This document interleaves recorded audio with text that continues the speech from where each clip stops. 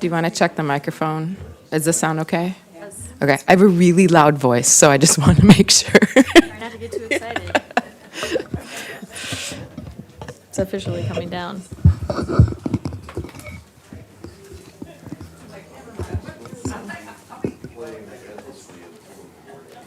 Oh, good. In your house? Good. I'm so glad to hear that. Everybody's ready whenever you are. You're still hustling me. We got 1 minute, but fine. All right, we're going to get started if you guys are ready.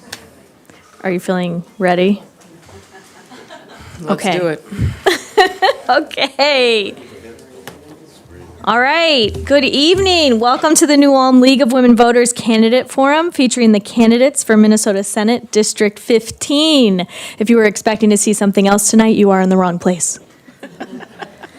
My name is Megan Benage. I am a proud member of the New Ulm League of Women Voters, and I will be moderating this event tonight. This candidate forum is designed to educate voters in preparation for the general election, which will be held on November 8th, 2022. For those of you who don't know, or even for those of you who do, a refresher is always good.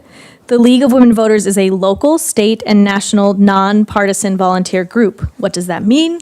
That means that we do not supplant or endorse candidates, support. We don't supplant them either. We also don't have any bias toward candidates, but we do have positions and platforms that we advocate for.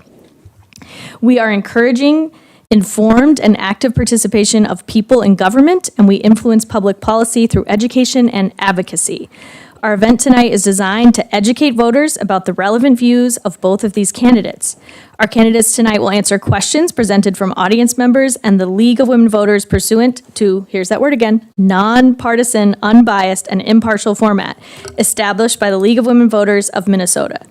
Our purpose is to facilitate an opportunity to hear the candidates discuss the issues of importance to the public in this election.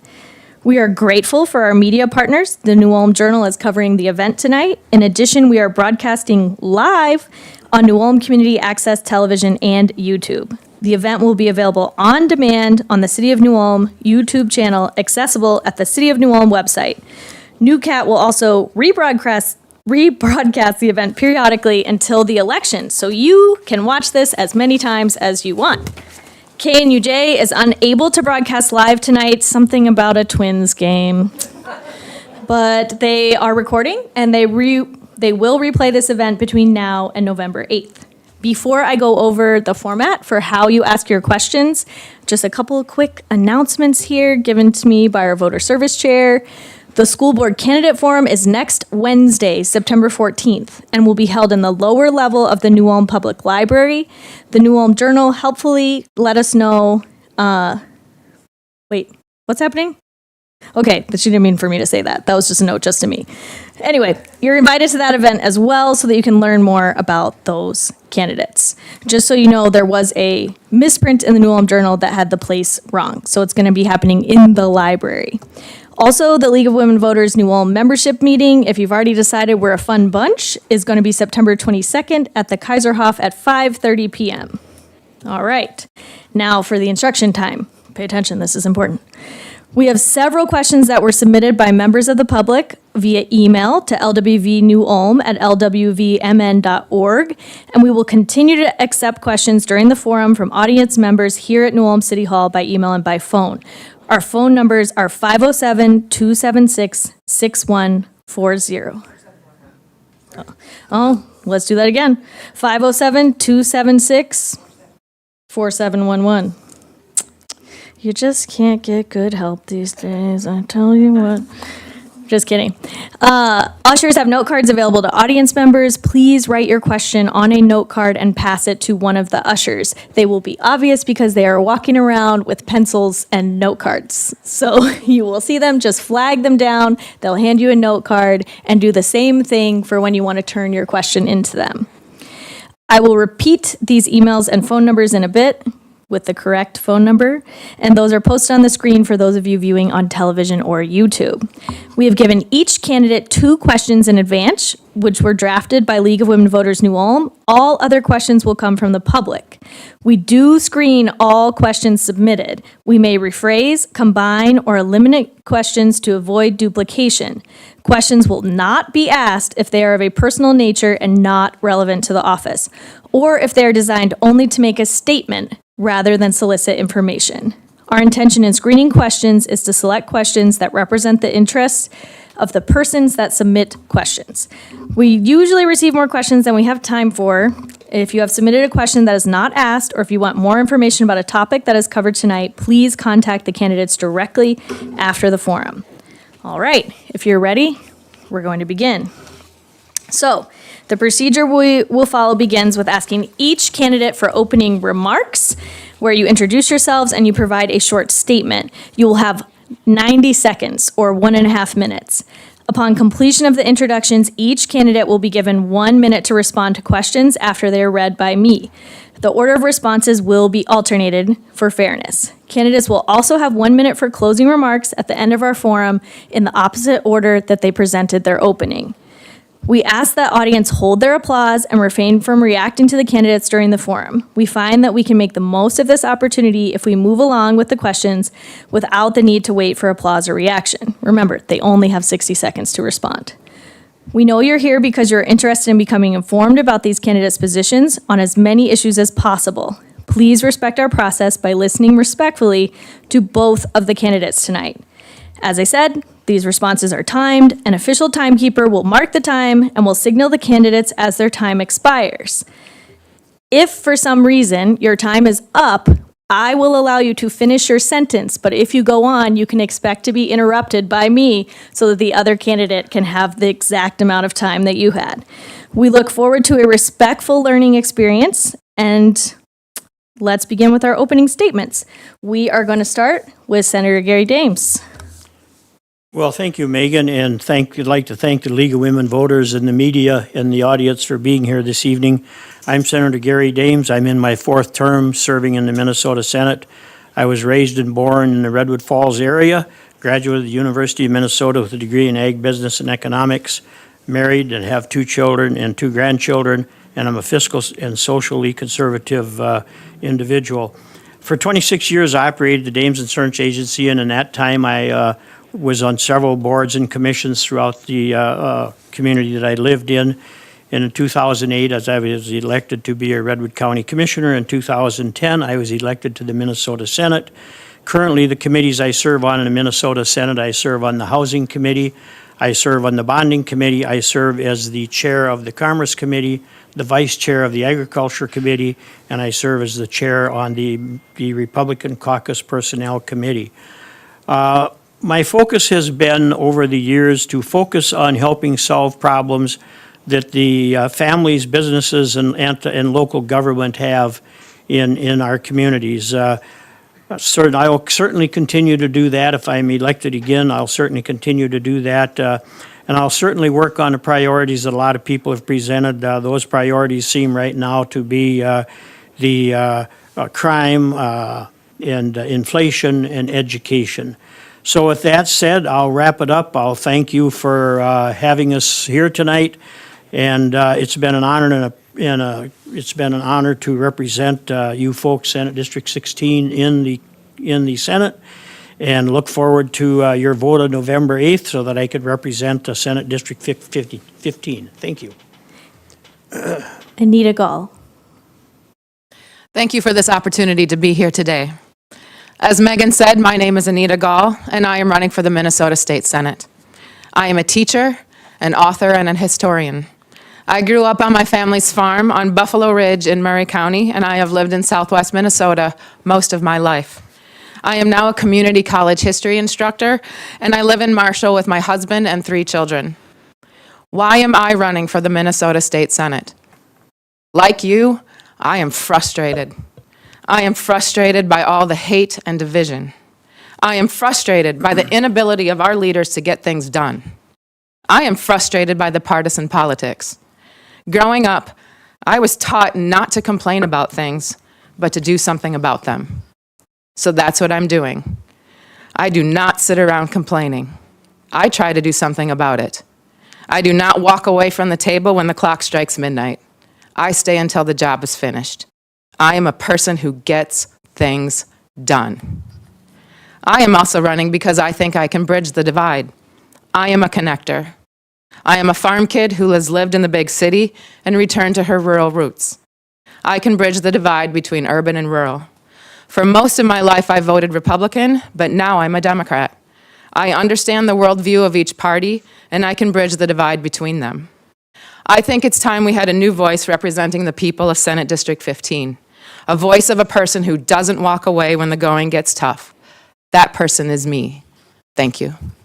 Thank you both for those opening remarks. Now we're going to go with our prepared questions. And Anita, we're going to start with you.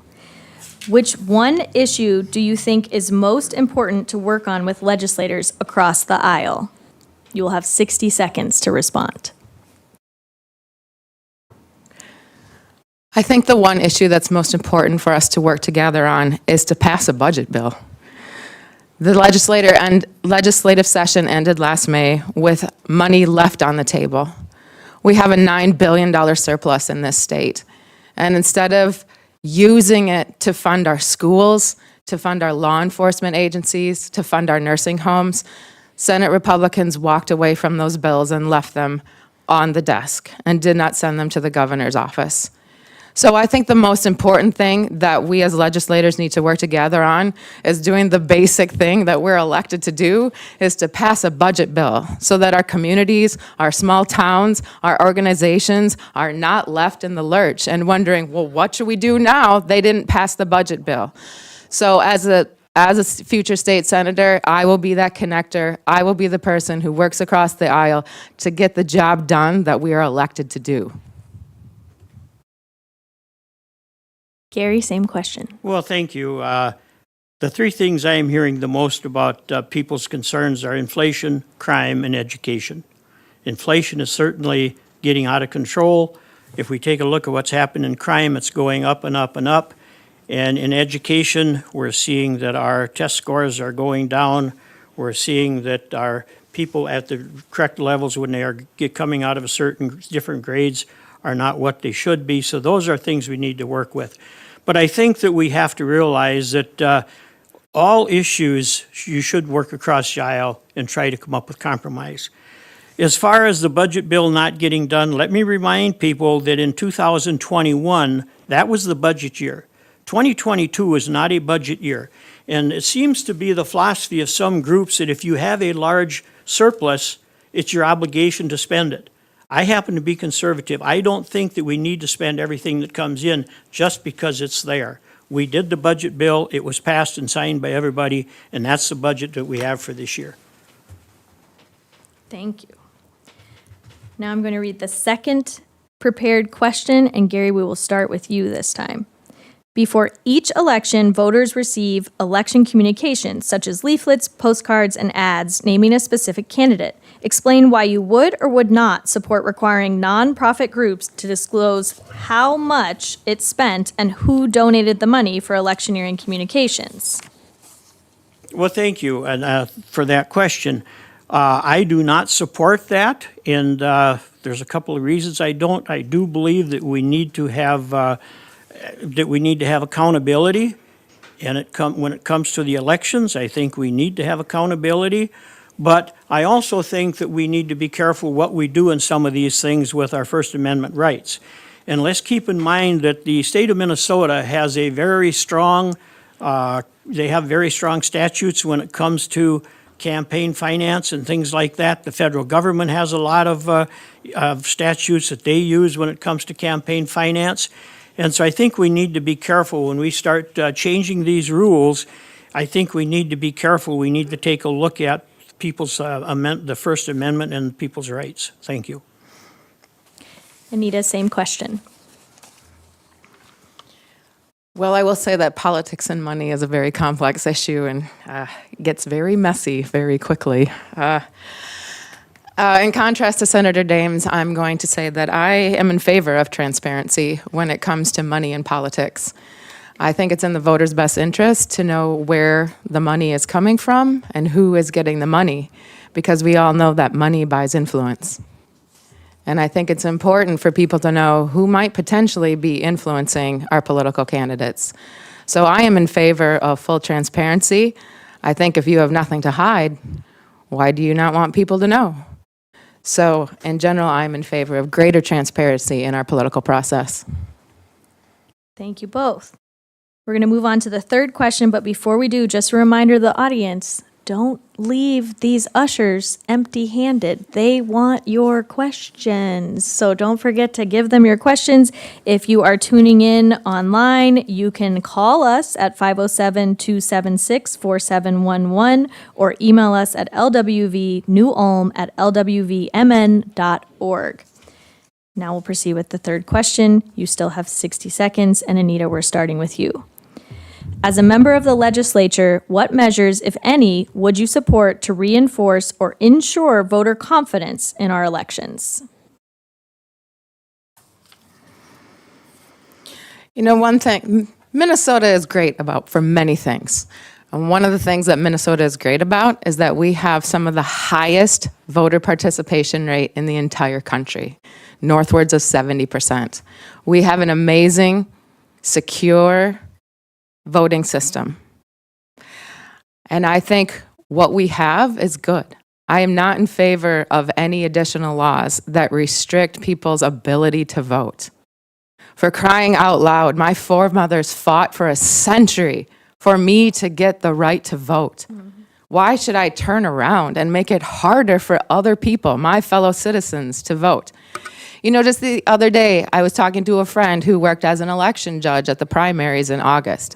And he said, if you think there's fraud going on, serve as an election judge once. That we have to submit our tallies every hour, and those tallies have to match the final tally. We have a great system already in place. Let's keep it up here in Minnesota. Gary, same question.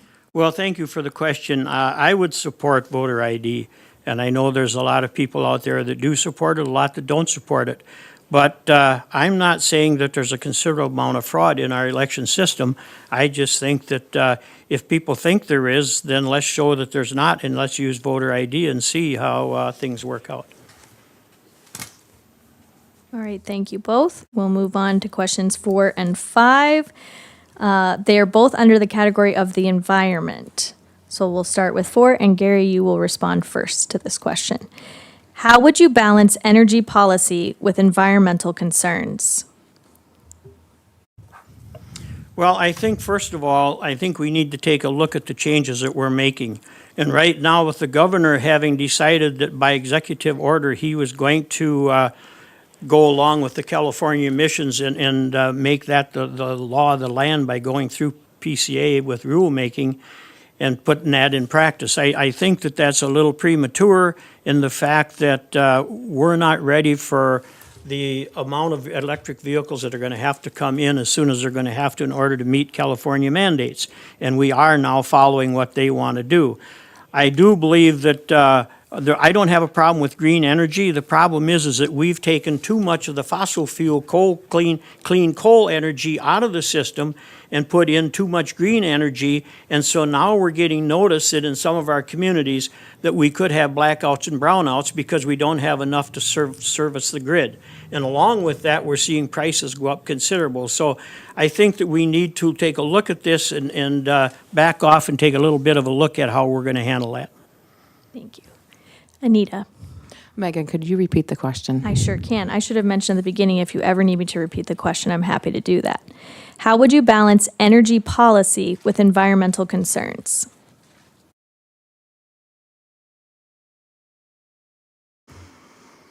Thank you. I don't think we need to throw out the red herring of the clean car mandate, but I do see that sometimes there is a conflict, yes, between energy policy and sustainability, but they don't have to be in conflict. I think we can pursue renewable energy sources that provide us both with clean energy and are better for the environment. Wind turbines are a great option. This is a good investment in our local communities. Every day when I have a long commute to work, and I drive past a new wind turbine project outside of Reading, Minnesota. You should see the amount of activity that this project is bringing to to the local communities, the amount of people who are there, the amount of trucks and traffic in Little Reading, Minnesota, right? So this isn't something that necessarily has to be in conflict. Renewable energy can be a good economic driver, and this doesn't have to be in conflict. Thank you both. Go to question 5, and Anita, we will start with you. What measures do you favor, if any, to combat climate change?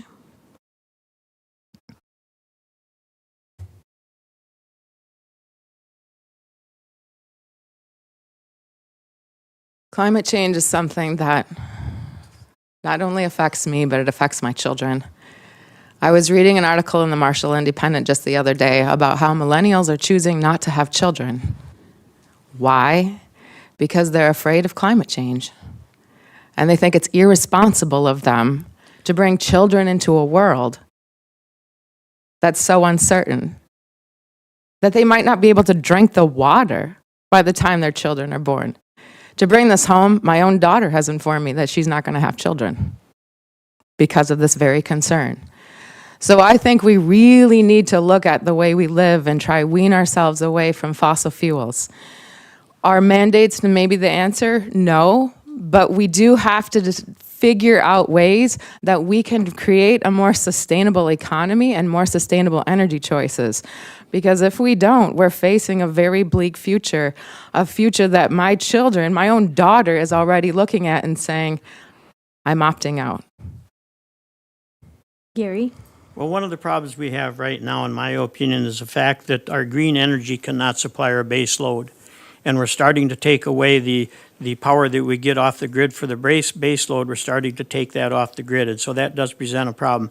The other issue I have is that we need to make sure that the foreign countries get involved in this climate change. We seem to be doing a lot of things for climate change, but a lot of our partners in foreign countries are not doing that. And so while we're doing things over here, we have other countries that are putting in, and they're not clean coal plants. They're putting in coal plants to generate energy. So I think we need to make sure when we're doing a lot of our foreign policy that we also have teeth in that we get them to do the things that we're doing over here so that we're not trying to do the whole green energy stuff for the majority of the world. Thank you both. We're going to move on to question number 6, which is from an audience member. Congratulations, audience. You're pulling your weight in this forum. We are going to start with Gary. What will you do to ensure that Minnesota public schools continue to be strong, effective, and accessible to pre-K up through post-secondary students? Well, I think some of the things we have to do is we have to take a look at education, where it's at and what's happening. And right now, we seem to add money every biennium when we do the budget, which is always done on an even year. Every time we do that budget, we put in another $1 billion to $1.5 billion of new money in education. But we don't get any change. Our test scores aren't going up. The fact that our students aren't reading at grade level or performing at grade level in many cases is not changing. And so we have to do something, and it's probably going to have to be involving literacy that we have to do something.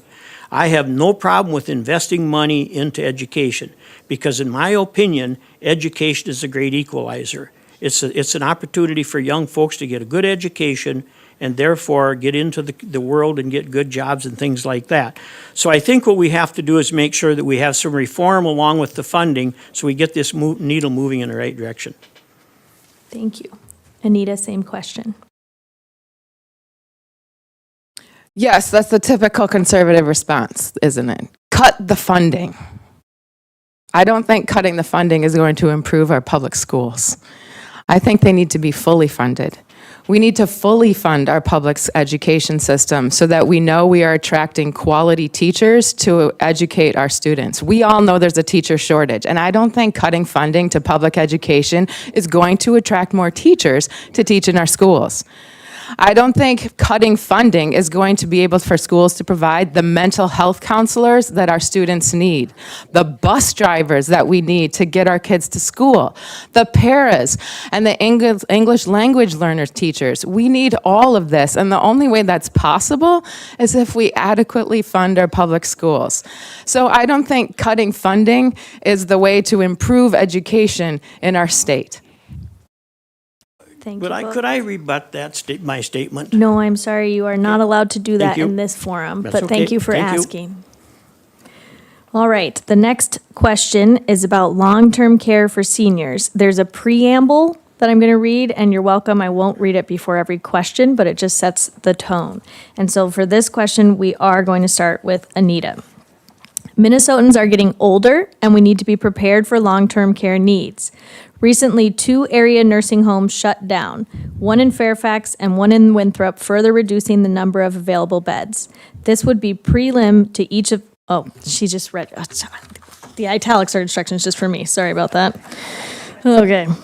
Don't you love when you read the notes to yourself? Now here's the real question. Will you support increases for senior care settings such as nursing homes and assisted living settings to help support wages and benefits of caregivers and support quality of care for seniors? Anita, it's you. As I understand it, part of the budget bill that was left unpassed in the last legislative session was increased funding for nursing home facilities and for group home workers. Now, in a situation where there is a worker shortage everywhere, including in our nursing homes and in our group home facilities, which are desperate for workers, they cannot even offer a competitive wage because this part of the bill was left on the table that would have increased their salaries so that we can attract more people to work in these facilities. Why on earth was that not done? We have the money, and it's not that we're spending it like crazy people. We're using it to actually take care of our fellow Minnesotans who have earned the right to be taken care of. So one thing, absolutely, I would be in favor of more fully funding our nursing home facilities. Gary, same question. Well, I absolutely support increasing funding for nursing homes, the homes for the disabled, assisted living, and those groups. In fact, the Senate passed the bill off the Senate floor this session, and it would have put $800 million new dollars into the nursing homes, and a good share of that would have went into the rural nursing homes because of the difference between the amount of Medicaid rural Minnesota gets for nursing homes versus that the Metro gets. So we put the money in at the Senate level. The other comment I'd like to make is going back to that education. I just want to make a correction here. I never said that I was going to reduce funding for education. I said we need to do some reforms in order to make that funding work better than what it is. So I just want that on the record. All right, thank you both. We're going to move on to question number 8, which is still under this heading, long-term care for seniors. Would you support a change to the law to allow nursing homes to charge higher fees for services to private pay residents, higher than fees charged to residents on public assistance, for example? And we'll start with Gary. No, I would not.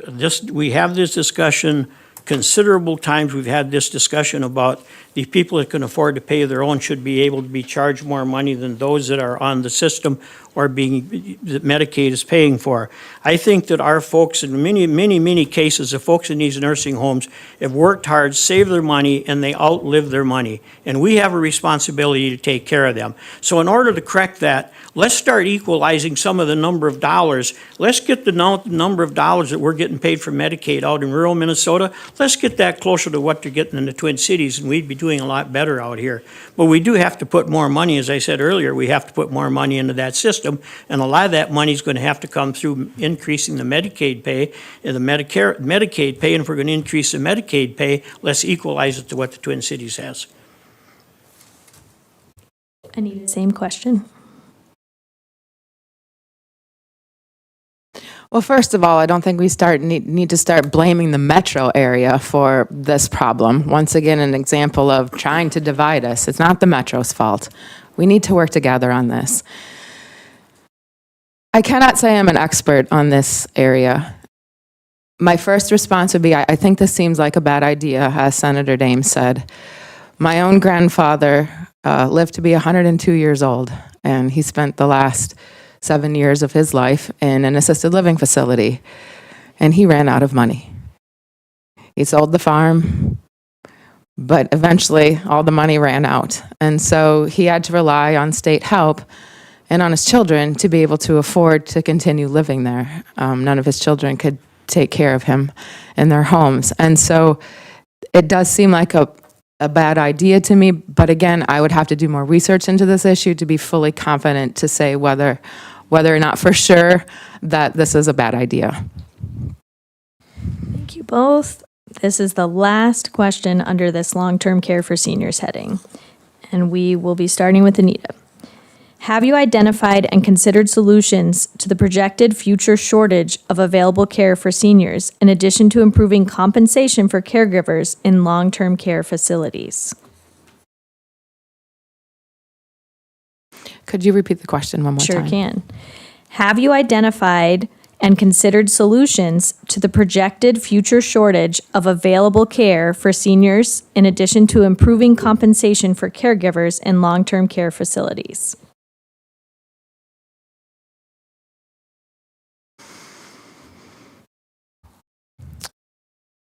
Again, I'm going to have to be honest with you. Sometimes I don't know all the answers. Have I identified specific solutions?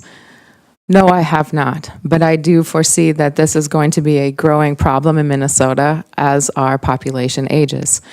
So I think this does fall on the shoulders of the state to see what we can do, not only as a legislature, but as the executive branch, to explore different options, particularly in our rural communities, for what kinds of services we can provide our seniors.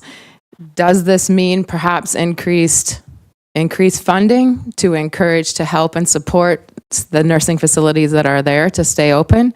Yes, that's one option. Another option is, to increase the pay so that we can attract workers into this field.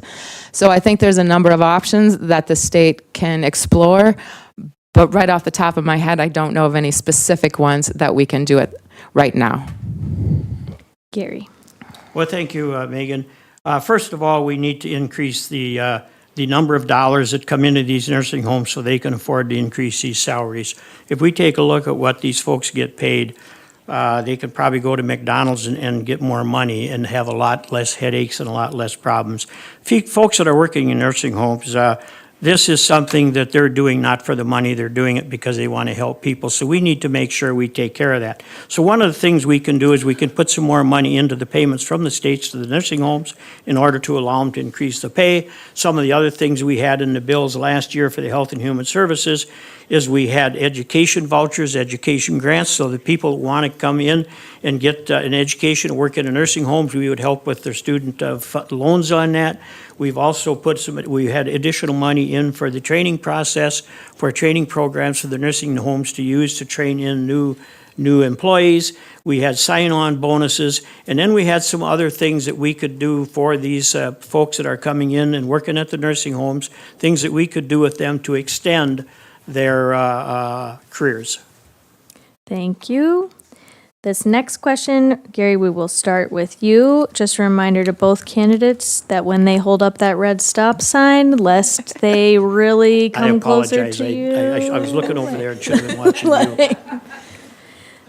All right, women's health. Given the recent Supreme Court ruling regarding Roe v. Wade, state legislatures may be enacting new laws regarding women's reproductive health issues, including access to care. What measures, if any, do you think the Minnesota legislature should enact regarding women's reproductive health? Gary, we'll start with you. Well, first of all, I don't think that there's going to be much change in the state of Minnesota because of the fact that Roe versus Wade had no impact on Minnesota. It's Doe versus Gomez that our statutes operate off of. So the Roe versus Wade, with what happened in that in the courts, is not going to have any influence here because the Gomez versus Doe was a stronger statute, so we do follow that. So that's not going to be an issue there. In the way with some of the most recent rulings have been at the district court, I don't see any real changes coming down the road on that. I think it's one of those fear factors that's being used politically right now because with the fact that Doe versus Gomez is what we're going by, there's not much fear to be had there. Anita, same question. To say that I was upset when the Dobbs decision came down this summer would be an understatement. I was angry. And then my daughter texted me. She's 16. She said, "Mom, I'm crying." And then I was angry again, and I was sad because I let her down. I let her down on my watch. And I want everyone to know that I will be a fierce advocate in the Minnesota Legislature to preserve, protect, and defend the reproductive freedom that women and families currently have in Minnesota. When and if to start a family is an intensely personal decision. That is nobody's business but a woman and her families. And so I will do everything that I can to defend Minnesota's current situation where women have the reproductive freedom to make that choice. Thank you both. This next question is from an audience member. Congratulations. Do you believe the legislature should let me tell you who's first, so that way you can prepare. Anita, you're first. Do you believe the legislature should go into special session before 2023? What is the reason do you feel that a special session has not been called? Anita, we'll start with you. As I understand it, a special session has not been called because the Republicans have indicated they're not willing to negotiate.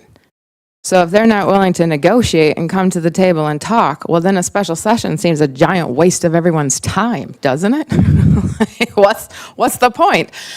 So if nobody's willing to negotiate, then I don't know that a special session should be called, and maybe we should wait till we get a new batch of us elected into the Minnesota Legislature so we can actually start talking and get things done. Gary, same question. Well, number one, there probably won't be a special session. It'll probably be because there's a lot of trust been lost at the end of the last session.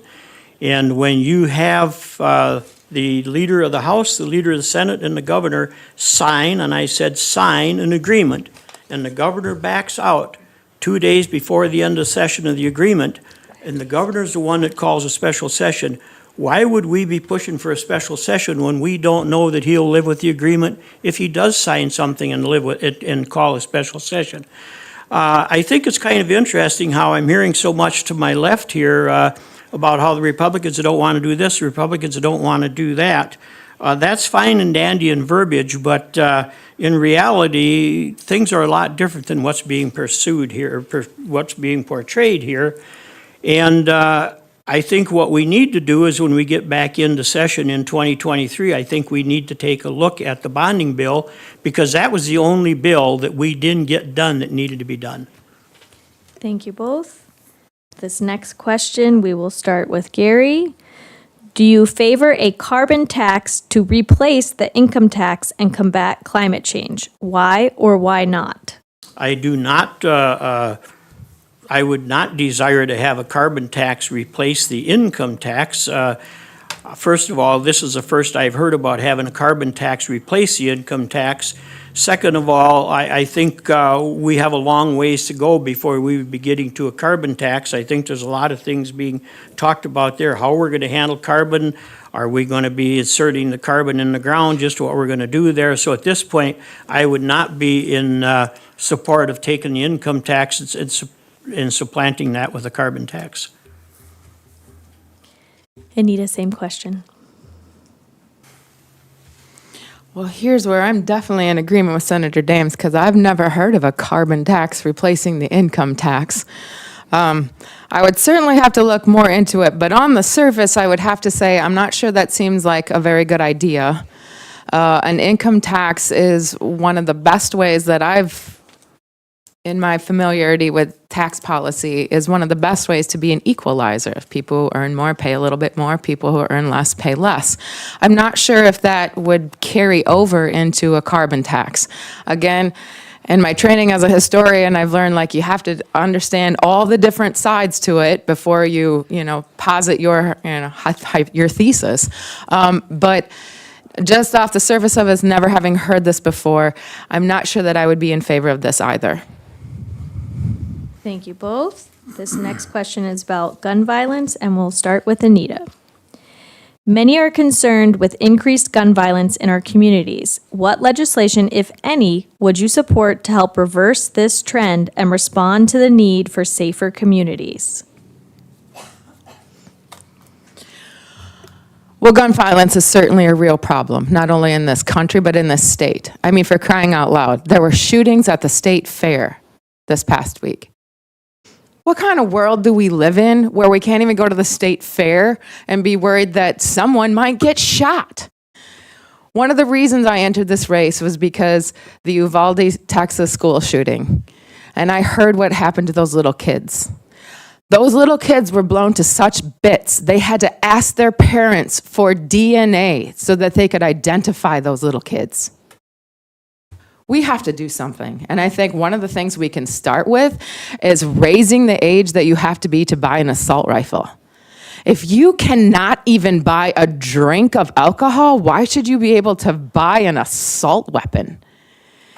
If that kid who shot up those little kids in Uvalde, Texas, if they had had such a law, he was, 18 as I understand it, maybe if he had waited 3 years to buy an assault weapon, maybe he could have had time to rethink his actions. So there's one thing we can start with. Thank you. Gary? Well, I do support the Second Amendment, and I will continue to support the Second Amendment. I find it interesting that in Minneapolis, with all the murders that are going on and how many more murders we've had this past year than the previous years, the murders by guns have went down. And when you have, that's right, murders by guns, the murders completed that happened, there's less of them happened because of guns than in the past. So there is a change happening there, but get beyond that. If people want to get a rifle to kill somebody, they're going to get a rifle. We hear the term assault rifles. A lot of people are misunderstanding truly what an assault rifle is, and there's not a whole lot of assault rifles in the state of Minnesota. But get beyond that, we have to start supporting our police departments and getting these police on the streets and getting them funded so that they could do their job. This is not just a one-issue thing. It's not guns that are killing these people. Guns don't kill people. People use guns to kill people. Thank you both. These next series of questions are about inclusion. And we will start with Gary.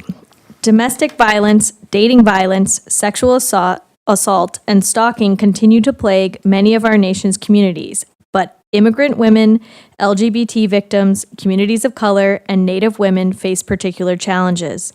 What would you do to ensure that all victims of violence receive the protection and services they need?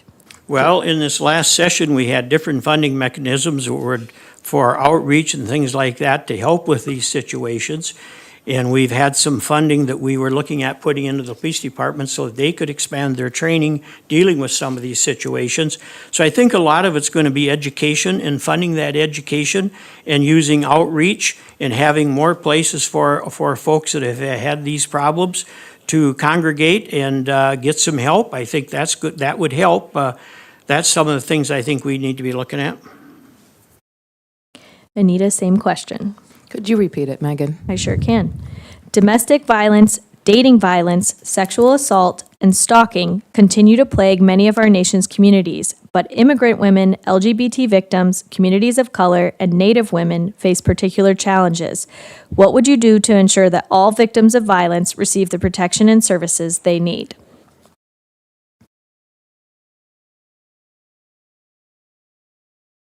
In many ways, I agree with Senator Dames here. I think we do need to explore increased funding, not only for education programs about these issues, but also to these communities where these are particular problems, in particular our tribal communities.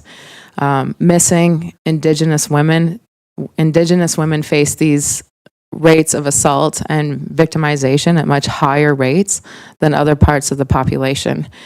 And I think one good way that we can work on this is to provide more resources for our law enforcement agencies so that they are not tasked with dealing with all of these issues, that it spreads their departments too thin. We need to work on providing the mental health counselors, the people, the family and mental health counselors that can help our local police departments so that we can really start helping these particular populations. Thank you both. This next question, Anita, we'll start with you.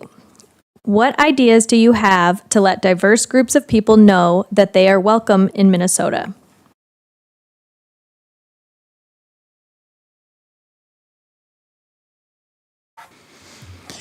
The other day, I was listening to NPR, and they were talking about this office that is grant funded in the state. It's called the Office of New Americans.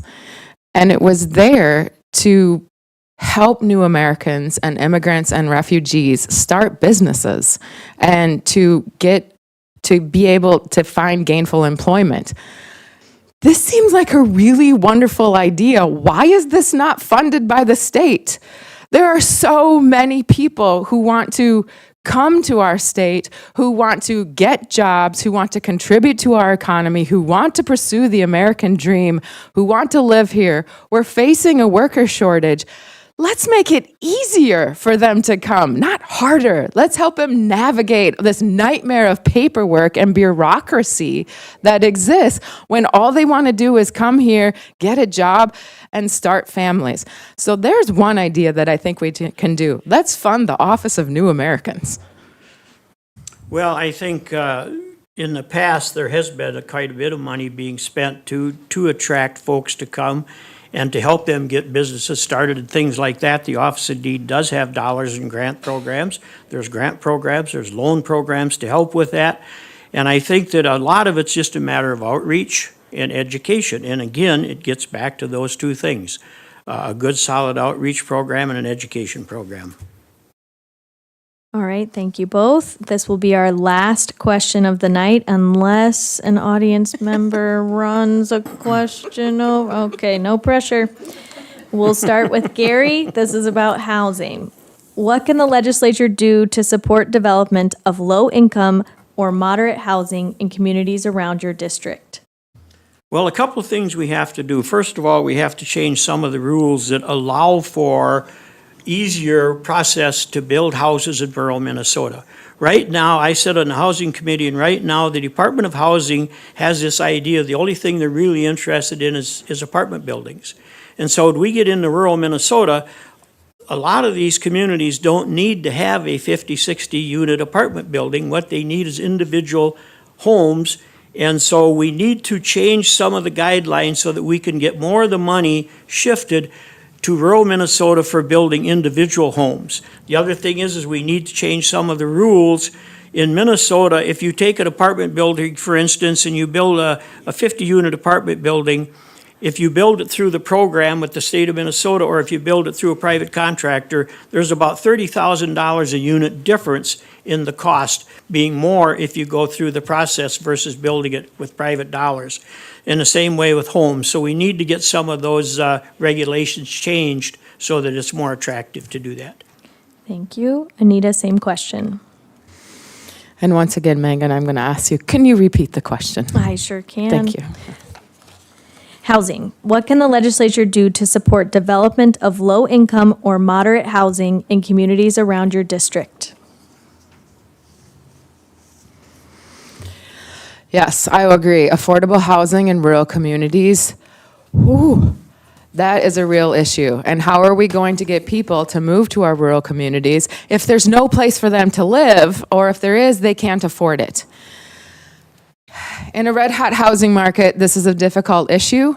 But one thing that has been brought to my attention recently is in order to increase the amount of low-income and affordable housing is why not provide tax breaks or other incentives so that people who want to buy mobile home properties and mobile home parks are able to do that?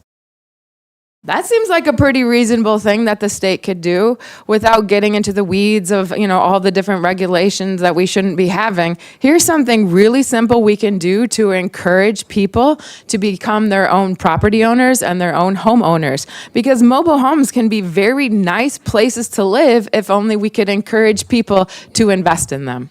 Thank you. We already have that. Thank you both. Gary, no side commentary. This will be now the last question because the audience came through. So this is question 17. We will start with Anita. The National Popular Vote Interstate Compact is a proposal for state legislatures to enter a legally enforceable compact to cast their electoral college votes to the presidential candidate who wins the popular vote, regardless of vote outcomes in each individual state. Would you support this law? And if yes, are you willing to introduce a National Popular Vote Interstate Compact bill in the Senate? Senate. In the Senate. You know what I'm saying. All right, Anita, we'll start with you. I know that was a really long and complex question. It was. Can I ask you this? Yeah. The National Popular good for that. Vote Interstate Compact is a proposal for state legislatures to enter a legally enforceable compact to cast their electoral college votes to the presidential candidate who wins the popular vote, regardless of vote outcomes in each individual state. Would you support this law? And if yes, are you willing to introduce a National Popular Vote Interstate Compact bill in the Senate?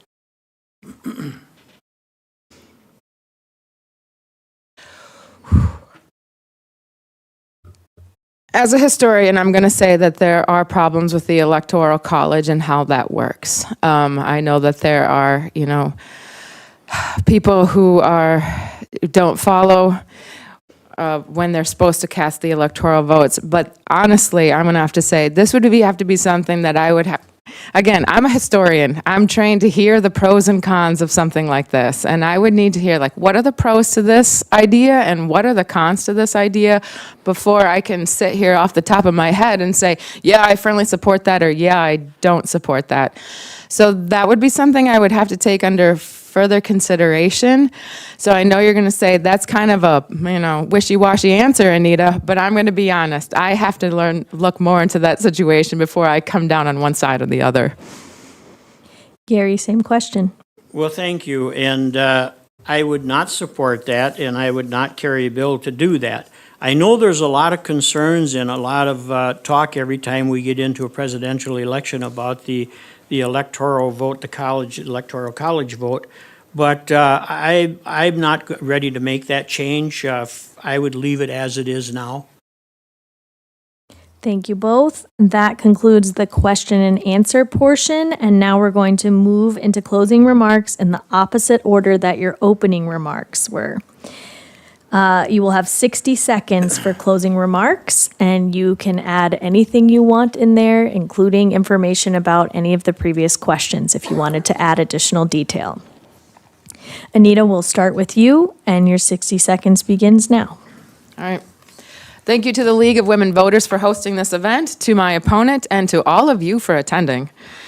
As I stated before, I think it's time we had a new voice representing the people of this district. A person who can bridge the divide and doesn't walk away when the going gets tough, who listens to her constituents instead of the dictates of her party, who brings youth, energy, and enthusiasm to the job. My life experiences make me uniquely qualified to do this. I can bridge the partisan divide and the rural-urban divide because I've been on both sides. I am an educator who understands the needs of our schools. I understand the challenges that families face, the rising cost of health care, the difficulty of finding good child care, and the need to defend the reproductive freedom that women need to have in order to make the best choices for their families. I think it's clear that it's time to vote for Anita Gall. You can learn more at anitayourvote.com. So remember, Anita Your Vote on November 8th. Thank you. Gary? Well, I'd like to thank the League of Women Voters again for hosting this event. We truly do appreciate it. I'll just say it this way. I'll let my record stand on what I've done for Senate District 21, Senate District 16, and hopefully I get elected to be the new senator for Senate District 15. But I'll let my record stand on what I've done for this community, what I've done for this district, and I think I've made myself very accessible to people. We do a lot of things in this district to make contact and be with people and get things done. And so with that said, I do appreciate the opportunity that Senate District 16 has given me to represent them in the last 10 years, and look forward, if I'm fortunate enough to be elected, to represent Senate District 15. And there's not much difference between 16 and 15 other than the numbers. So thank you very much. Thank you both. Audience, you can now applaud for our candidates.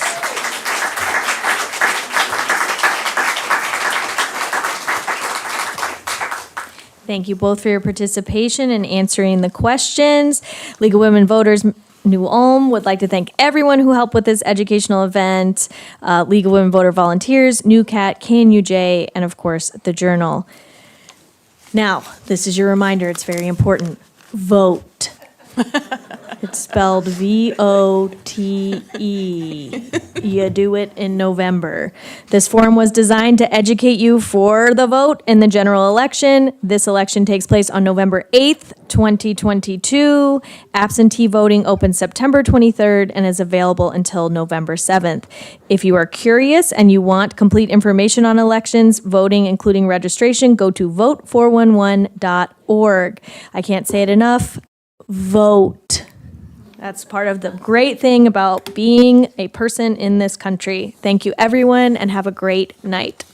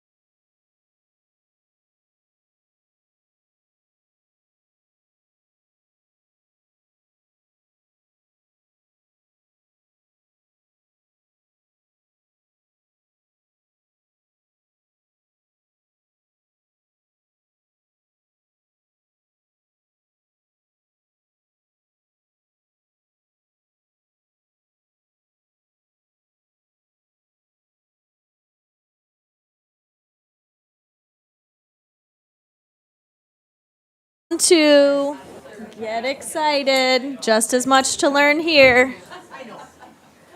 All right, thank you so much. Okay, are you ready? Well, that did not inspire confidence in anyone. Let's just start out with that.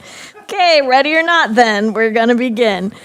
Good evening and welcome to the New Ulm League of Women Voters Candidate Forum featuring the candidates for Minnesota House District 15B. My name is Megan Benage. I am a proud member of the New Ulm League of Women Voters and I will be moderating. This candidate forum is designed to educate voters in preparation for the general election, which will be held on November 8th, 2022. The League of Women Voters is a local, state, and national nonpartisan volunteer group, meaning we do not support or endorse candidates, but we do have positions and platforms. We encourage informed and active participation of people in government, and we influence public policy through education and advocacy. Our event tonight is designed to educate the voters about the relevant views of these two candidates. Our candidates tonight will answer questions presented from audience members and the League of Women Voters pursuant to a nonpartisan, unbiased, and impartial format established by the League of Women Voters of Minnesota.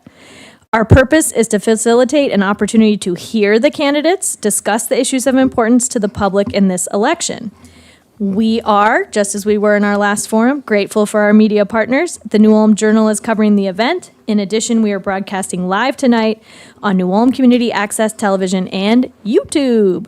The event will be available on demand on the City of New Ulm YouTube channel, accessible at the City of New Ulm website, and NewCat will rebroadcast the event periodically until the election, so you can relive this memorable moment over and over again.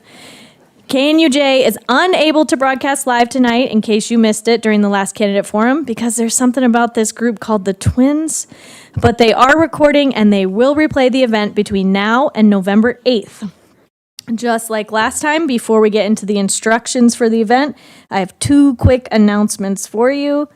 You would think I've done this before. I should already have it up. Okay. The School Board Candidate Forum is next Wednesday, September 14th, and will be held in the lower level of the New Ulm Public Library. Yes, it will be held at the library, not here at City Hall. Another invite for all of you. The League of Women Voters New Ulm membership meeting is September 22nd at the Kaiserhof at 5:30 p.m. All right. Here's how this is going to work. We have several questions that were submitted by members of the public via email to lwvnewulm@lwvmn.org. We will continue to accept questions during the forum from audience members here at New Ulm City Hall by email and by phone. Our phone number is 507-276-4711. The ushers have note cards available to audience members. If you have a burning question you want to ask, please write your question on a note card and pass it to one of the ushers. Even if it is a question that you asked during the last candidate forum, those questions are not recycled, so you will need to ask it again if you want to hear the response from these candidates. I know, you gotta write it all over again. That's just how we roll at League of Women Voters. I will repeat the email and phone numbers in a bit. They're also posted on the screen for those of you viewing on television or YouTube. We have given each candidate 2 questions in advance, which were drafted by the League of Women Voters New Ulm. All other questions will come from the public. We do screen all questions submitted. We may rephrase, combine, or eliminate questions to avoid duplication. Questions will not be asked if they are of a personal nature and not relevant to the office, or if they are designed only to make a statement rather than solicit information. Our intention in screening questions is to select questions that represent the interests of the persons that submit questions. We usually receive more questions than we have time to submit. If you have submitted a question that is not asked, or if you want more information about a topic that is covered tonight, please contact the candidates directly after the forum. If our candidates are ready, start your engines. Okay, let's begin.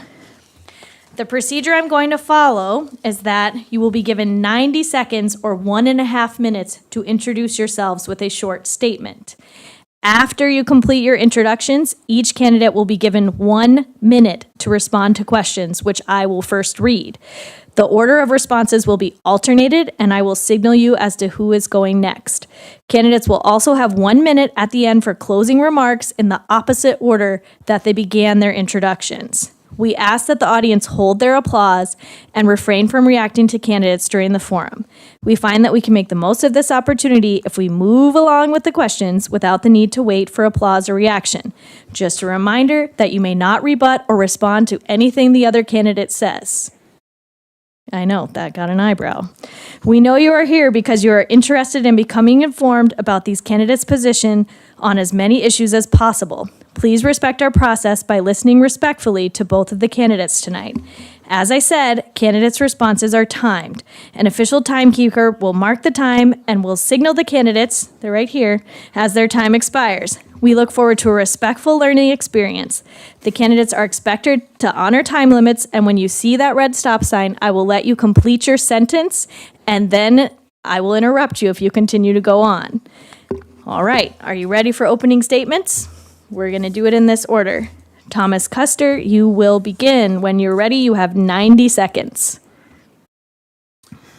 Thank you, League.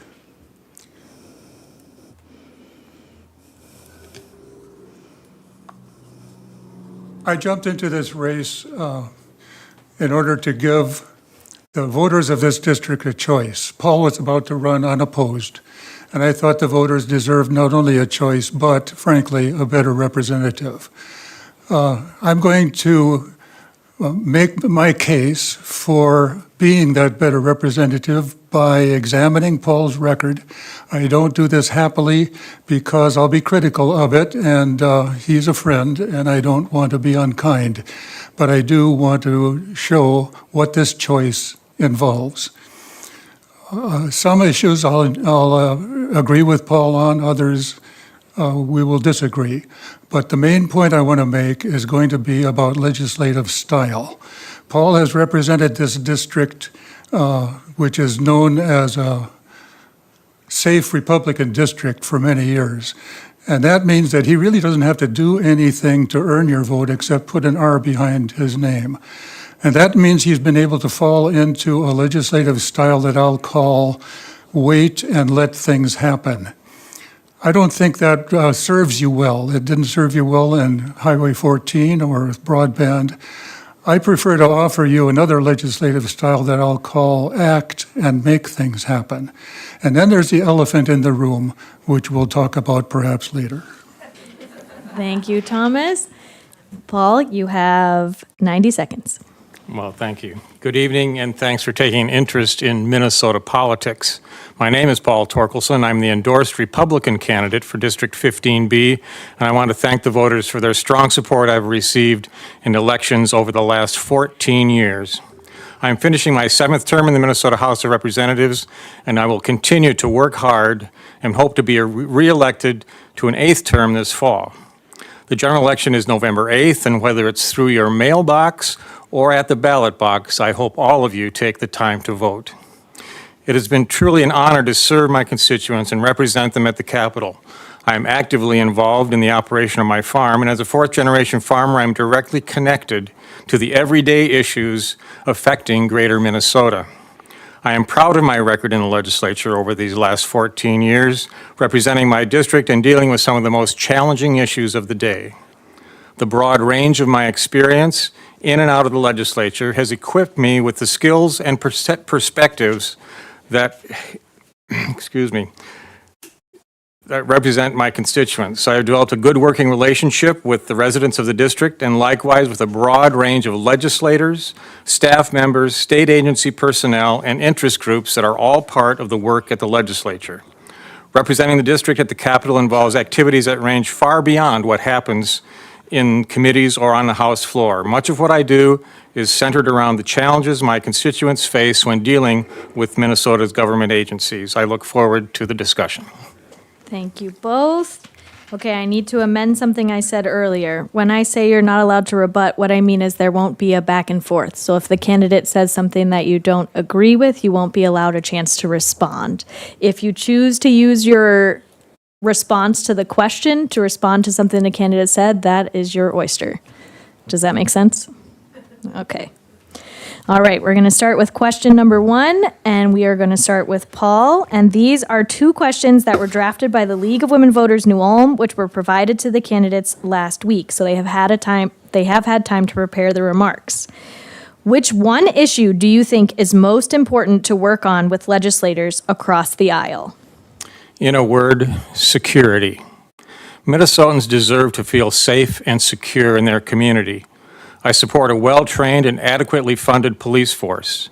I support efforts to combat the rise in violent crime by holding criminals accountable for their actions. I support the proper classification of deadly drugs like fentanyl and robust regulation and taxation of products containing THC. Everyone's financial security is threatened by record-high inflation reflected in significantly higher prices from the pump and to the grocery store. I support a significant portion of our record-setting budget surplus to cut taxes and let Minnesotans keep more of their own money. Parents and grandparents should feel secure knowing that through their local school board, they will have a voice in their children's education. Finally, we all have an interest in the security of our elections. I support a system that assures us that voters are who they say they are and live where they say they live. Thank you. Tom, you're next. Could you repeat the question, please? I sure can. And I also should have mentioned that if you ever need me to repeat the question, just ask nicely, and I sure will do that. And it does not count against your time. Which one issue do you think is most important to work on with legislators across the aisle? We just heard a lot of issues, and every issue should involve bipartisan across the aisle effort. But I think there is one that overrides and really touches all the others, and that is legislative reform. We're all tired out here of legislators not getting their work done. It happens every year. And again, there's a lot of money sitting there unused. It could be in your pockets. It could be in work that's being done. It could be in the schools. It could be in the police departments, but it's sitting there till next May. We need to find ways of legislators getting their work done. They're talking about a special session again. They had a special session last time. 2 years ago, they had, 7 special sessions, all costing taxpayers money. We can start by obeying the Minnesota Constitution, which says each bill should be about one issue. Let's get rid of these garbage bills that get thrown out at the end of the session and can never get passed in time. Thank you. This is another one of the pre-prepared questions, and Tom, we are going to start with you for this one. Before each election, voters receive electioneering communications, such as leaflets, postcards, and ads naming a specific candidate. Explain why you would or would not support requiring nonprofit groups to disclose how much it spent and who donated the money for electioneering communications. I favor transparency, and that's why I would favor that kind of disclosure rule. I taught communication in college for many, many years, and Communication 101 says that we evaluate messages not just by what they say, but by who says them. And when who says the message, who's sending the message is kept from us, that's valuable information that we don't have. When I see an anonymous letter or a name withheld letter, I simply ignore it. And I think that's what most people do when they get these messages that are political as well. Transparency prevents skullduggery, and that's why I would favor mandated disclosure. Paul, same question. Well, thank you. First, it's important to remember that the courts have determined that this is an issue of free speech for the most part, which actually takes it out of the legislature's hands.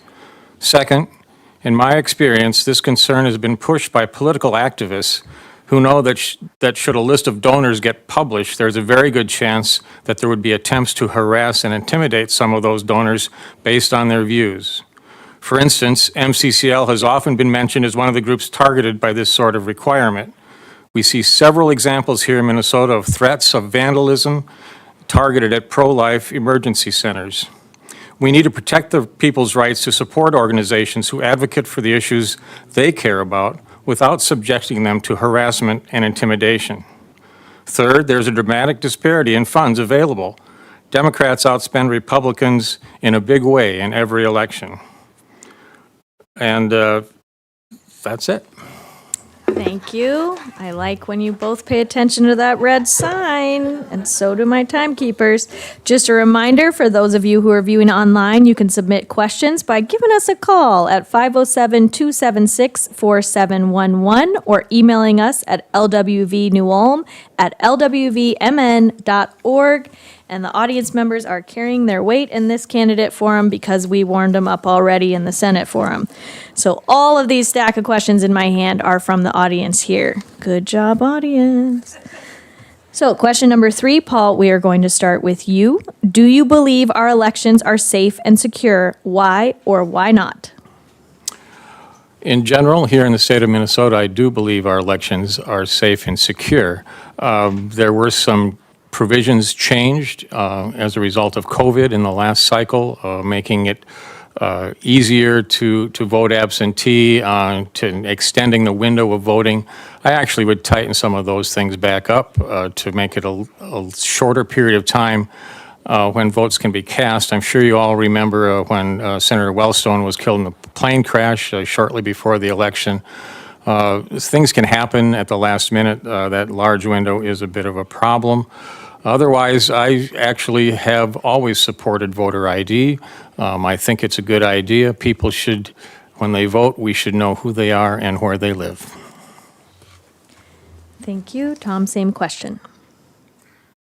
Just to comment on the previous question, I think we've all seen instances of political harassment and threats of violence on TV and know which side it primarily comes from. But I too believe that Minnesota conducts very good elections. They've been safe and secure. And this might be a good time for me to ask our incumbent representative to emphasize that in Minnesota, the election of 2020 was a good and sound one, and that Joe Biden won, and that across the country, in fact, the election was safe and sound, and that Joe Biden won. And while he's at it, perhaps he could assure his constituents that they should stop sending money to some election fraud campaign out of their Social Security checks, because it doesn't and never has gone to that purpose. Thank you both. This 4th question will start with Tom. The dead zone in the Gulf of Mexico is largely attributed to pesticides and fertilizer from the Minnesota River watershed. How will you work to clean up this watershed? How will I work to clean up the Minnesota River watershed. Minnesota River watershed that affects the Gulf of Mexico? Okay. Here's what I would do in answer to that question. If you came to me, whoever sent that question in, I would sit down with you, because I would need to learn from you just exactly what your interest is in that question. This illustrates my approach to being a representative. There are some, 2,500 bills introduced in the legislature, and no one is going to be an expert on all of those. But being a representative means that I should come to those people in this district who have concerns and learn from them what those concerns are. I offer myself as an advocate, not an expert on everything. I come to you to learn from you what advocacy you need, and then I know how to build cases on your behalf and bring those to the legislature and make them effective there. That's how I would respond to that question. Thank you. Paul, same question.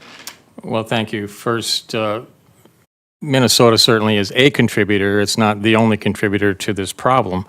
But I would also add that we've done a lot of work here in Minnesota. I do a lot of work on the water issues myself.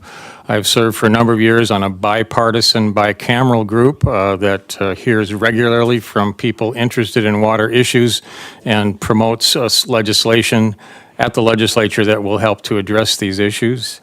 One of those that I was the chief author of last year has to do with water storage, trying to keep more water on the land where it can contribute less to these pollution problems.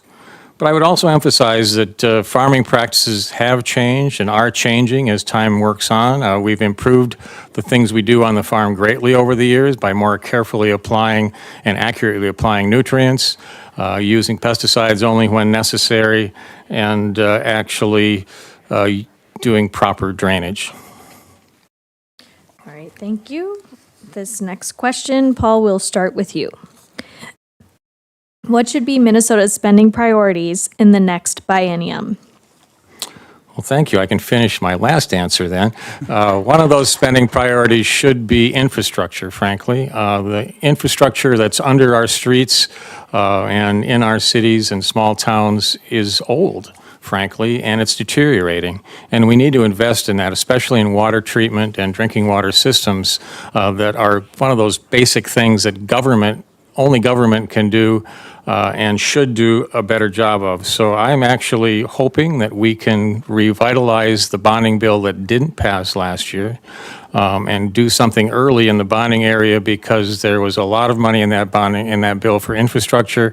And if we can keep the bill restricted to those important things that really need to be done, including infrastructure, both water and transportation infrastructure, I would certainly support that. It's not easy to do anything early in the legislature. I'm fully aware of that. But we've done it before. We've passed a bonding bill early in session, and I hope we can do it again. Tom, same question.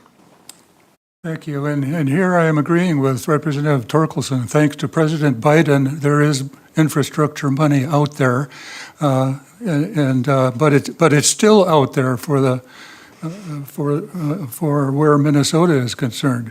And the first spending priority would be to shake loose that bill that was agreed on before the end of the session and then stalled by the Senate when a Republican candidate for governor told the Senate it would be better for us if we just let that money sit there until we hope we take control of government next year.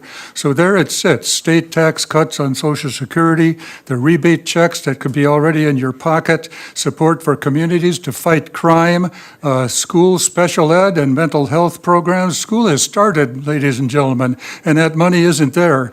Health and human services, long-term care facilities, group homes, disability services.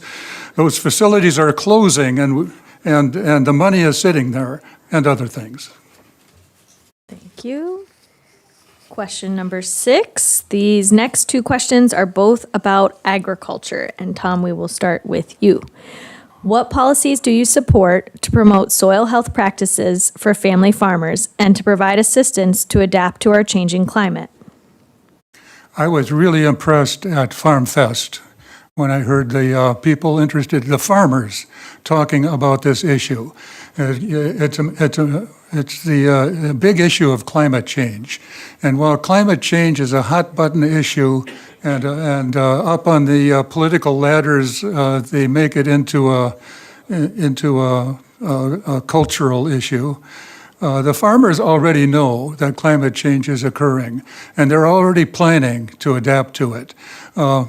And so what would I do? I would consult with the farmers. I would talk with the Farm Bureau leaders. I would talk with the Farmers Union leaders. I would talk to Paul. I would talk to the farmers that we know and learn what their concerns are. We know that there are solutions out there. There are crops that capture carbon instead of emit it and so on. But I would be the representative that would be an advocate for what the farmers feel they need. Thank you. Paul, same question. Well, thank you. Agriculture, of course, is close to me, as I have been actively farming for over 40 years. Actually, not in my district, though. In Watonwan County is where my farm is located. And that's a long story about redistricting that we don't have time for. But we've made, as I mentioned in my earlier answer, agriculture has made a tremendous amount of progress, but there's still room for more improvement. We need to efficiently use the resources available. We need to protect our soils. I don't know any farmer that doesn't want to protect the soil. That is, after all, a farmer's livelihood. And we've made good strides. Cover crops certainly are catching on. I'm not in favor of mandating that sort of thing. I think farmers have demonstrated over the years that they're willing and ready and able to adapt new processes and new practices on their farms if they make sense and are affordable and actually work. And that's what I support. All right, this is our next question in agriculture, and Paul, we will start with you. What are the biggest issues facing our farmers, and what steps, if any, do you believe the legislature can take to address those issues? Well, the uncertain economy, I think, is probably the biggest challenge right now. The prices for the things that we produce on our farms have gone up, but at the same time, the price of virtually everything that we need to buy in order to produce those commodities has also gone up dramatically. At the same time, in some cases, what we need to do the work we do on our farms is unavailable at the time we need it. We've been able to work through that pretty well, but I know there have been times when spare parts, for instance, you can't always get what you want. And frankly, we're not used to that. We've been spoiled over the years because everything's always been available when we've wanted it. So I think what the legislature can do is make sure that our regulatory environment is fair and not overreaching, that it doesn't demand things from farmers that make it unprofitable for us to do our work. And at the same time, the regulations that protect the environment are important and need to be carefully thought out. Tom, same question. What was the question again, please? What are the biggest issues facing our farmers, and what steps, if any, do you believe the legislature can take to address those issues? Our rural communities thrive when farmers have a fair and competitive market. And one of the important things to do is to make sure we keep an eye on the pressures of consolidation of farm suppliers and farm marketers on the farmers that squeezes the farmers and makes it difficult for them to make a profit. That might involve dealing with antitrust laws, strengthening them and making sure that they're working for the benefit, particularly of small farms. There was a farm bill in the last legislature. It dealt with drought relief, grants for farmers, aid to new farmers, soil health, broadband extension, many other things. And I noticed that Representative Torkelson voted no on that bill. Thank you both. This is going to be question number 8, and Tom, we will start with you. This is under the category of women's health. Given the recent Supreme Court ruling regarding Roe v. Wade, state legislatures may be enacting new laws regarding women's reproductive health issues, including access to care. What measures, if any, do you think the Minnesota legislature should enact regarding women's reproductive health? Many measures. I identify myself as fully pro-life.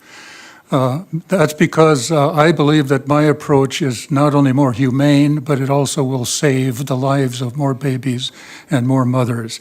Making abortions fully illegal will not stop abortions. It will make every pregnancy more dangerous, every woman's life more dangerous. The Republican approach means checkpoints at state borders and police in maternity wards and vigilantes challenging every tragic miscarriage, making it even more heartbreaking. That's not pro-life. My approach is to be fully supportive of every pregnancy with programs, policies like family planning, parental leave, medical care, livable wages, daycare. My website at Tom for Rep lists a dozen programs like that we should enact. And when a woman can say, okay, this pregnancy is unexpected and unwanted, but with a lot of help and support out there, I can make it work. That's when the number Tom, of abortions your will time go is up. down. That's fully pro-life. All right, Paul, you are up. Can you repeat the question? I sure can. And just a reminder, I'm giving the candidates the opportunity to finish their sentence, but if your sentence becomes a very long sentence, I will interrupt you. Women's health. Given the recent Supreme Court ruling regarding Roe v. Wade, state legislatures may be enacting new laws regarding women's reproductive health issues, including access to care. What measures, if any, do you think the Minnesota Legislature should enact regarding women's reproductive health? Well, thank you. First, I think it's very important to remember that here in Minnesota, abortion is protected by the Supreme Court, so abortions are not going away in Minnesota. I agree with Tom that the reduction in the number of abortions is a good goal to have. We've also seen a change in the courts that have eliminated some laws that were passed by the Minnesota Legislature in a bipartisan fashion. And our Attorney General has refused to appeal those laws in the court. It's his job to stand up for the legislature when the courts strike something down, and he's refused to do that. And they're basic things that I think make sense. A parent's right to know if their minor daughter is seeking an abortion, a woman's right to know information about abortion alternatives, and only physicians performing abortions. Those are things that were in Minnesota law that have been eliminated by the courts and not being upheld or appealed by our Attorney General. Thank you both. All right, we're going to move on to question number 9, which is about the economy. What can the legislature do? Oh, wait, I'll tell you who we start with. Tom, we're starting with you. Nope, just kidding, Paul, we're starting with you. Just like to keep you both on your toes. You're welcome. What can the legislature do to alleviate the shortage of workers in our district? Paul, it is you for 60 seconds. Well, thank you. The worker shortage isn't just in our district, of course. It's really all over the country. But attracting workers to greater Minnesota has been a challenge for a long time. First off, supporting the education systems that provide the workers we need is really important.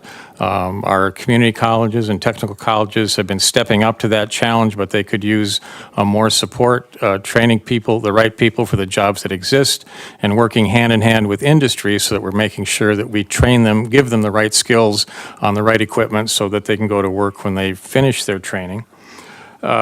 These worker shortages are a huge problem, but to attract folks to a greater Minnesota, we need to continue to support the expansion of broadband.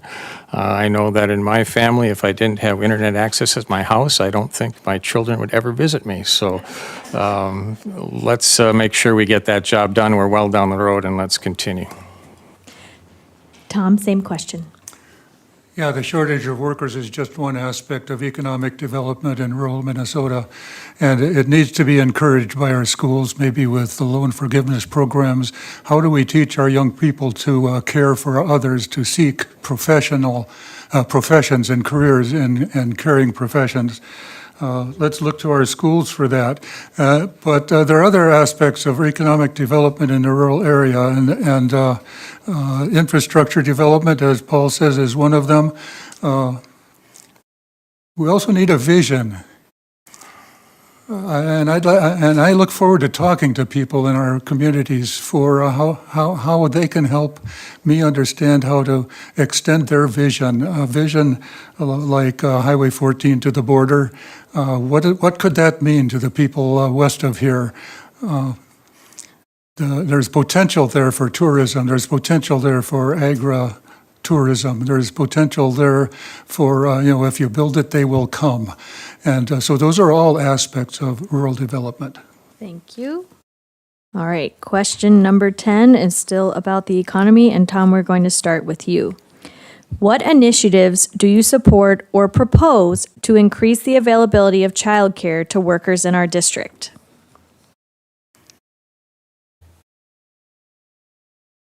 The legislature has to give a lot of attention to childcare because it's such a great need. Without adequate childcare, much of the economic recovery that we're trying to achieve coming out of COVID is just going to be slowed down terribly. So once again, we need to consult with the child care providers and those who need child care to see what kind of changes are needed. Some things that are proposed are not good ideas, just simply loosening the regulations on child care and thereby increasing the danger to children. That's not a good idea. But probably it's going to come down to some kind of funding changes, making it affordable for people, especially low-income people to afford childcare so that they can go back to work and continue the economic recovery that we've started coming out of COVID. It's been going well. Inflation is a problem, but we're working on that too. Thank you. Paul, same question. Well, thank you. Certainly, childcare and the availability of childcare has become a real issue for all of us, really, for all across the state.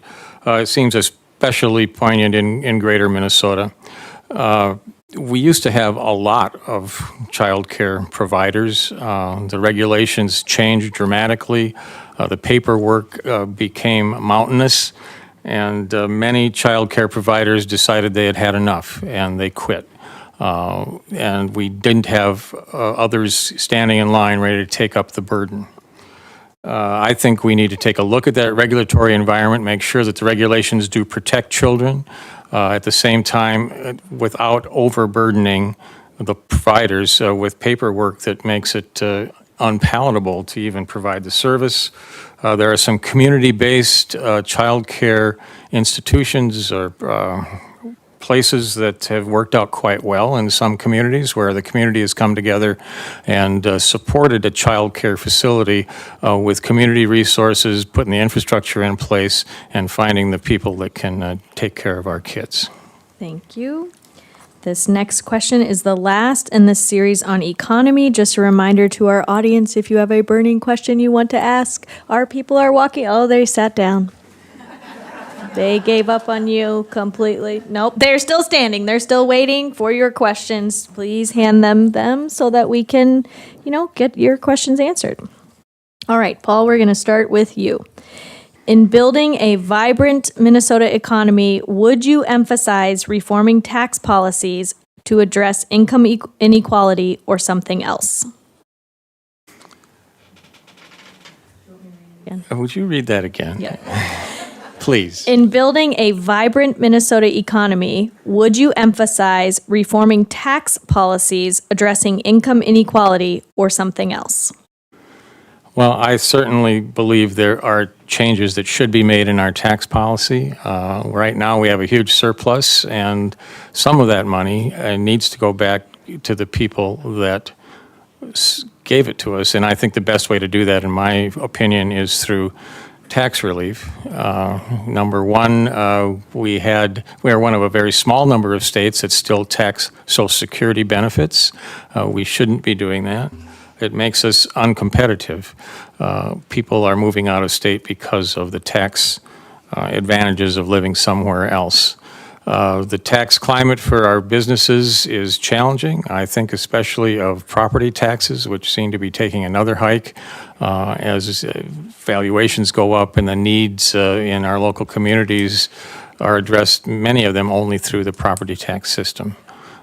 We need to attract business and attract workers to the state of Minnesota, and a well-thought-out tax system is part of that process. Tom, same question. Taxes always need attention and readjustment. As the economy changes, we need to watch how taxes are indexed to other services and to make adjustments accordingly. And if those impact particularly low-income earners, that will be affected. Paul mentioned the elimination of paying taxes on Social Security. That's in the bill. That's sitting there and waiting for something to happen next spring. That could apply this year if it were cut loose, but the Republican Senate decided that it would be okay to leave that till next year. One tax issue that needs a lot of attention is the inheritance tax, to make it easier for hardworking farmers to leave their operations to their hardworking sons and daughters. Stop. Thank you. And then we're going to start this next question with you. I'm going to read a preamble to this, and I'm not going to read the italic instructions to myself, and then I'm going to read the question. Long-term care for seniors. Minnesotans are getting older and we need to be prepared for long-term care needs. Recently, 2 area nursing homes shut down, one in Fairfax and one in Winthrop, further reducing the number of available beds. Now here's the question. Will you support increases for senior care settings such as nursing homes and assisted living care facilities to help support wages and benefits of caregivers and support quality of care for seniors? Tom, that's you. It's a shame when those I should recuse myself from this question on the grounds of a conflict of interest, but of course, our senior facilities need attention, and I'd be in favor of any kind of reasonable and well thought out financial aid to increase the funding that can go to care centers because our population is aging. Let me just point out, however, that in the recent session, I found House File 4065, Behavioral Health Act that dealt with elder care, child protection and human services. Representative Torkelson voted no. House File 2128 comes up almost every year. It's the Health and Human Services bill that deals with child protection, foster care, behavioral health, disability services, elder care, mental health services. Representative Torkelson voted no. Their stop sign is now up. I'm sorry, I was looking down. I know, thank you. Could you shout? I apologize. Next time they will, but it's really not in their nature. I know it. Paul, same question. I don't know if I can get as big a laugh. I'm worried. Probably not. Probably not, yes.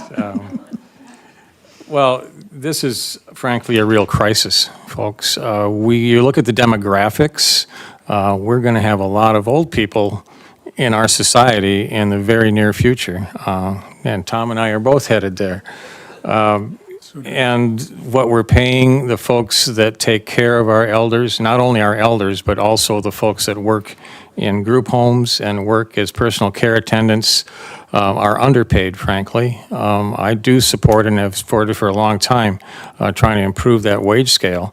And we've seen in recent history, as there's a shortage of workers, we've seen the wages for many, what we would think of as low-paying jobs going up quite dramatically, whether it's McDonald's or Starbucks or wherever, which makes it that much harder to attract the workers we need that care for these very important people in our society. This is work that needs to be done. I hope we can get to it as soon as possible and improve this situation. But inflation is eating away at the effectiveness of all of these wages. All right, thank you both. Now we're going to move on to question number 13. Paul, we're going to start with you. Would you support a change to the law to allow nursing homes to charge higher fees for services to private pay residents? In other words, higher than fees charged to residents on public assistance? Boy, this is a question we've wrestled with, frankly. This situation in Minnesota where you can only charge everybody the same fee is good, but it's a double-edged sword because people that can afford to pay more aren't paying more. And I've struggled with this question, frankly. And I'm not sure it depends exactly how the proposal is put together and how it's written out. But at this time, I'm not prepared to support an increase for only those that can afford to pay more. Thank you. Tom, same question. And this needs a real study. Gathering the stakeholders, me, and those of us who are planning to become older, as well as the providers who care for them, because it's a serious problem, and people fear running out of money, and people shouldn't fear running out of money. So whatever solutions can help people, Minnesota should be able to take care of those kinds of problems. Thank you both. This next question, we're going to start with Tom, and this may be the last question of the night, unless an audience member runs to the volunteers and hands them a question. Could be very exciting for everyone. Oh, there it is. Okay, this is the second to last question of the evening. We're going to start with Tom. Have you identified and considered solutions to the projected future shortage of available care for seniors, in addition to improving compensation for caregivers in long-term care facilities? Once more, please. Have you identified and considered solutions to the projected future shortage of available care for seniors, in addition to improving compensation for caregivers in long-term care facilities? Well, have I considered and identified? I've thought about it, certainly. The shortage is serious, not just in caregiving facilities, but in all across the board. There's a shortage of teachers, of police officers, of laborers on the farm. How do we solve those labor problems? Part of it is immigration, a problem that should have been solved in Washington years ago, but some politicians want to keep it as an issue rather than solving it. We've had experience in our family with hosting immigrants from overseas who become really strong workers in the caregiving professions in our district. And those people are willing to work, and they're good, hard workers. And so encouragement and welcoming newcomers from other countries might be a really good way of addressing part of that problem. But again, it needs a lot more study. Paul, same question. Well, frankly, it's not a potential future shortage. The shortage is here, and it's now. I know that staffing has been a real problem in these care facilities to find enough workers. And we do have lots of immigrants in those jobs now, and they do great work. One interesting thing that I'm not sure it's a good idea or not, but I've seen where they are incorporating robots into elder care. And I, having not experienced it myself or seen one in action, I have no idea if it's a good idea or not. But, robots can milk a cow. Maybe robots can help take care of the elderly, too. Thank you both. And this is our truly last question for the evening, and we're going to start with Paul. As many of the people who provide care in our nursing homes are immigrants, what do you think the legislature should do to welcome immigrants to our state? Well, thank you. I think Minnesota has a long record of welcoming immigrants to our state. We have a very healthy immigrant population already, and I expect that will continue. I think of, I think some of our small towns that have accepted a good-sized immigrant population, it's worked really quite well.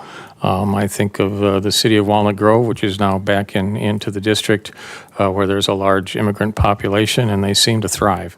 My hometown of St. James has a large Hispanic population, and they seem to thrive. I think small towns are a great place for immigrants. Tom, same question. I think the housing issue, which was discussed before, is important here because immigrants often are the people who are in search of low-cost housing. And so that needs to be explored, especially in our smaller communities where they're trying to grow the economy. But I'm encouraged in this question, not just about welcoming immigrants to Minnesota, but welcoming immigrants to our district, to the towns and communities in our district. We have organizations, ordinary citizens, really extraordinary citizen organizations that are forming and working to make our communities more welcoming than they already are to people who are different from those who already have lived here for a long time. And I think if we can, at the legislature, meet with and encourage those kinds of efforts to welcome immigrants to our rural communities even more than before and make them welcome, make them prosperous along with the rest of us, that would be something we could do. Thank you both. That concludes the question and answer portion of this event. And now we are going to move into closing. You will have 60 seconds for your closing remarks, and you may use that time to go back to any of the questions asked today and cover that if that is something that you would like to do. We're going to go in the reverse order of opening remarks, so that means, Paul, we will begin with you. Thank you. First, I would like to thank you, Megan, for officiating. And I'd like to thank the League of Women Voters for hosting tonight's event. Thank my opponent for an informative discussion. I also want to express my heartfelt appreciation for the opportunity to represent you in St. Paul. Activities are slowly becoming more open as we learn to live with COVID. I am in favor of a new normal that utilizes technology to enhance an open and accessible environment at the Capitol. Should our campaign prevail, I look forward to serving you in the years ahead. During my time in the Minnesota House, I've worked hard to rein in wasteful spending within state government, allow you to keep more of the hard-earned money that should be in your pocket, preserve your liberties, protect your Second Amendment freedoms, and fight for the rights of the unborn. I work to unite, not to divide, and I passionately believe that Minnesota can and will be up to the task of dealing with the challenges before us. I am here tonight asking for your vote.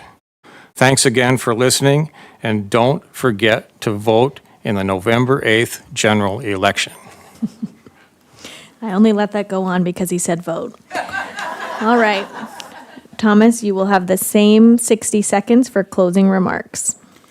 Thank you. I thank you to the League. I've studied Paul's record in preparation for this evening. I've looked carefully for his initiatives and all the things that he's talked about. Where are his initiatives to deal with the problems that are occurring here in this district?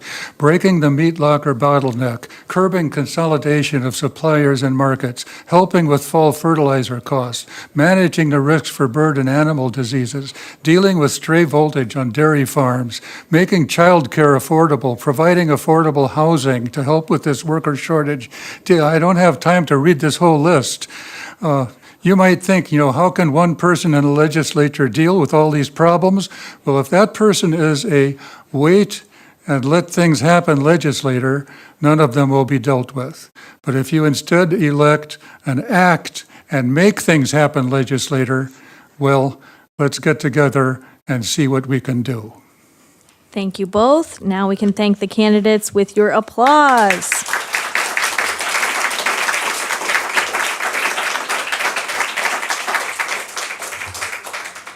Nice job. The League of Women Voters would like to thank everyone who helped with this educational event, including our tireless volunteers who did not sit down. As I said earlier, they were up and ready to receive your questions the entire time. We'd also like to thank the candidates, all of our volunteers, NewCat, KNUJ, and of course, the Journal. This is a reminder to vote. This forum was designed to educate you for your vote in the general election. That election takes place on November 8th, 2022. Absentee voting opens September 23rd and is available until November 7th.